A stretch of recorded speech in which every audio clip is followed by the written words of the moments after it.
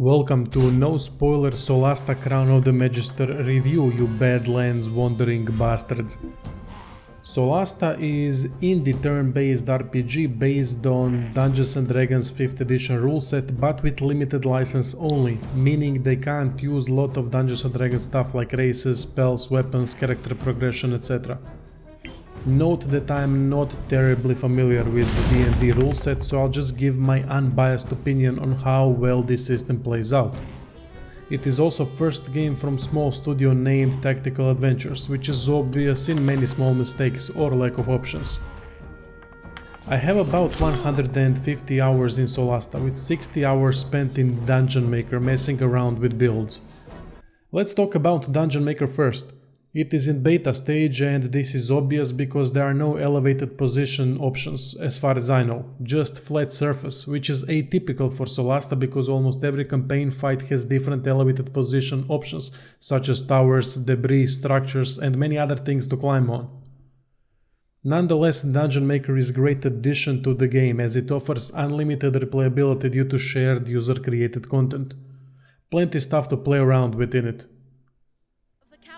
Now let's talk about the game itself. Story revolves around dealing with increasing Sorax threat, creature unique to Solasta. It is menacing looking humanoid lizard thing that can shapeshift into any Solasta race. While these creatures are wreaking havoc, our heroes are trying to collect gems for the crown scattered across the world to get enough power to stop Sorax and their god opening up rift that would let hordes of these creatures onto Solasta soil, taking over everything eventually. That event happened a long time ago already and it was barely stopped. Now it is time for you to stop that from happening. Overall, I liked the story and how it unfolds. Lots of backstabbing, factions trying to up one another and you in between trying to maintain focus on the task at hand. It gets especially interesting towards the end, with ending leaving lots of interesting expansion possibilities. One thing that many RPG players won't like is players' non-impact on the main story. There are no big decisions, besides who gets to wear the crown in the party. Disappointing a bit. Dialogue is great, however, simple and effective writing. Every character chooses personality traits and background which changes their response. It adds enough diversity to conversations to make each interaction interesting. Every background also has unique side quest that eventually pops up. Why didn't you come in? You're right. Let's finish this.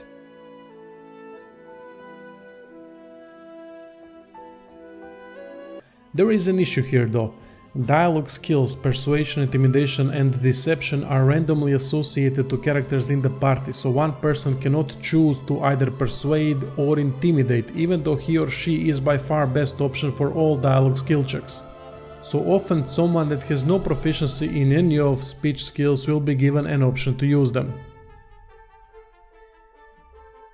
Speech checks can sometimes lead to fights being skipped completely. In Dark Castle, for example, all 3 nasty fights are skippable if speech check is passed. That is great as it adds to role-playing element and gives a bit of choice when it comes to decision making.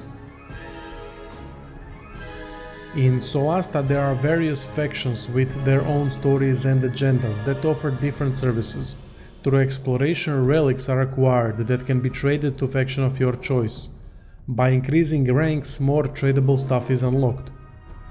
Factions are directly connected to main story, but I feel like it could have far more potential than this by adding faction side quests where you'd have to make big decisions that will lead to better or worse relations, or where 2 or more factions battle it out for one reward, and ultimately it is down to you how it plays out.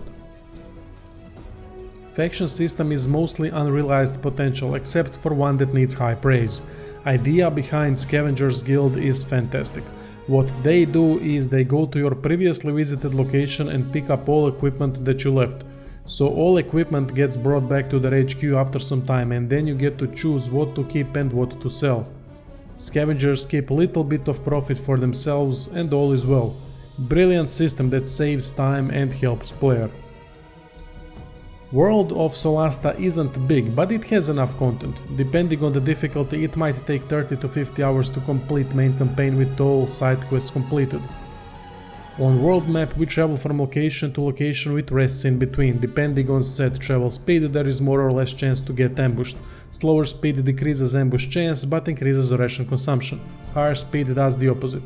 Serviceable system, nothing spectacular while not being bad at all. Great thing about locations is that there is built-in fast travel system with few checkpoints, so you can quickly move about without unnecessary time wasting. I love this function as it is incredibly player friendly. Locations in Solasta aren't big and don't have immense exploration options. Instead they are compact with enough loot and puzzles to keep it dynamic. Also locations look fantastic and are vastly different. Dark Castle, Volcano, Ancient Floating Library. Devs really put an effort here so that each location feels unique. So even though there isn't much exploration, it is still interesting going through them to discover next story bit just because they are well done. Most of the time you will try to get to chests using athletics and acrobatic skills, disarming traps, opening locks and solving interesting but not overly difficult puzzles.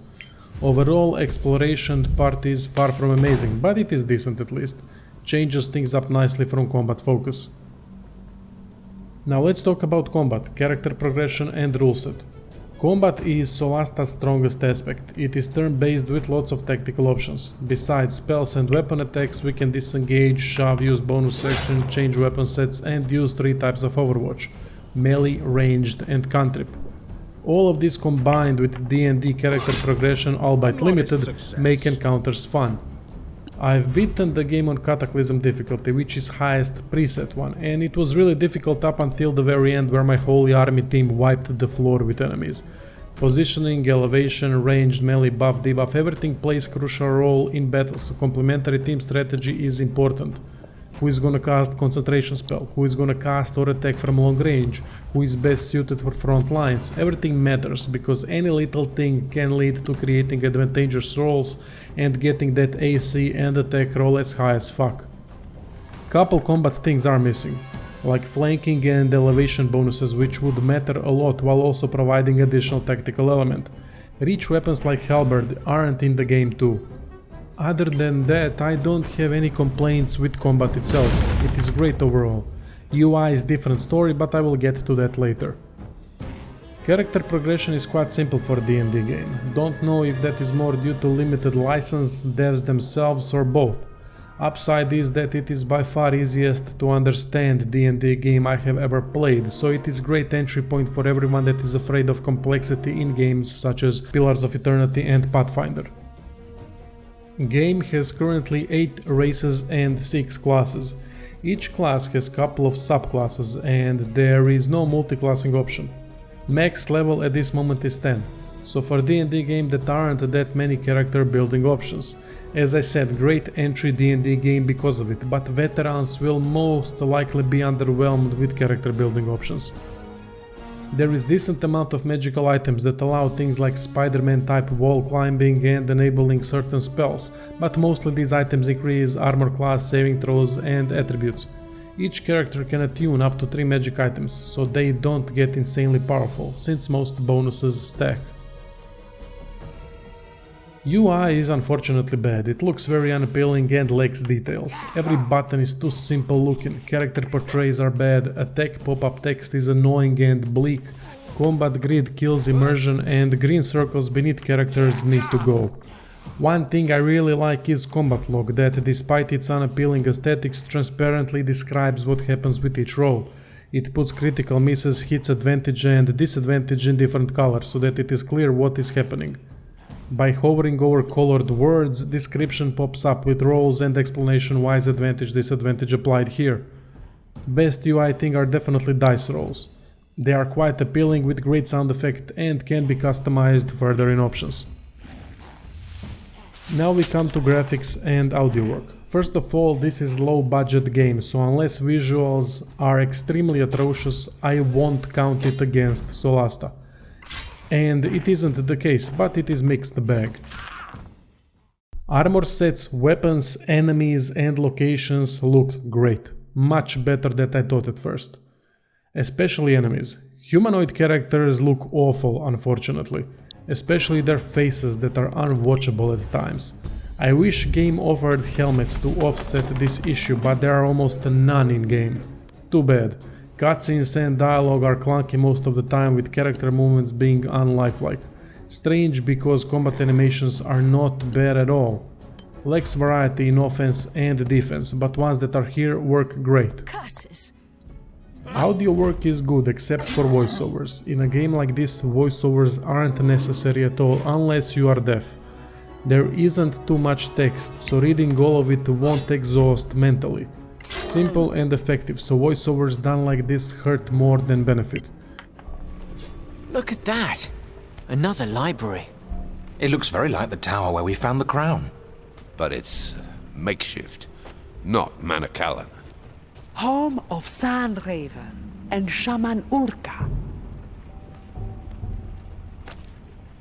What? Urka reads. Orcs can... Amazing. What should we know about Sandraven? Urka loves old elf stuff. Music is great, sound effects too. I like weapon and impact sound effects. Especially great sword swing sound, well done. Overall, there isn't one big bad unfixable thing in Solasta. It is compact D&D light game that is fun, interesting, has great combat with good story, but it has many small issues.